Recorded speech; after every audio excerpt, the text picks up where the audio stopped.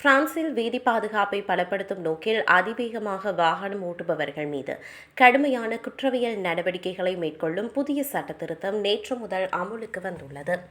இனிமேல் நிர்ணயிக்கப்பட்ட வேகத்தை விட அதிவேகமாக செல்வது வெறும் போக்குவரத்து விதிமீறலாக கருதப்படாது. அது ஒரு குற்றவியல் குற்றமாக வகைப்படுத்தப்பட்டு ஓட்டுநரின் குற்றப்பதிவேட்டில் சேர்க்கப்படும்.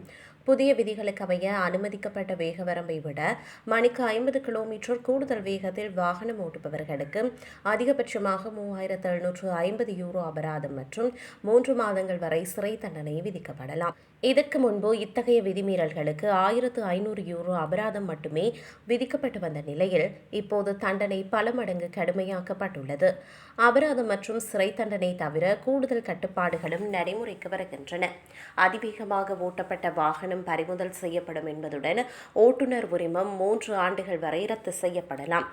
மேலும் ஒரு முறை உரிமம் ரத்து செய்யப்பட்டால் மீண்டும் புதிய உரிமத்திற்கு விண்ணப்பிக்க 3 ஆண்டுகள் வரை தடை விதிக்கப்படும். மேலும் வீதி பாதுகாப்பு புள்ளிகளில் 6 புள்ளிகள் உடனடியாக குறைக்கப்படும் என்பது குறிப்பிடத்தக்கது. வீதிகளில் உயிரிழப்பை ஏற்படுத்தும் பொறுப்பற்ற ஓட்டுநர்கள் மீது இனி வீதி கொலை என்ற பெயரில் கொலை வழக்கு தொடரவும் இந்த சட்டம் அமுலாகும்.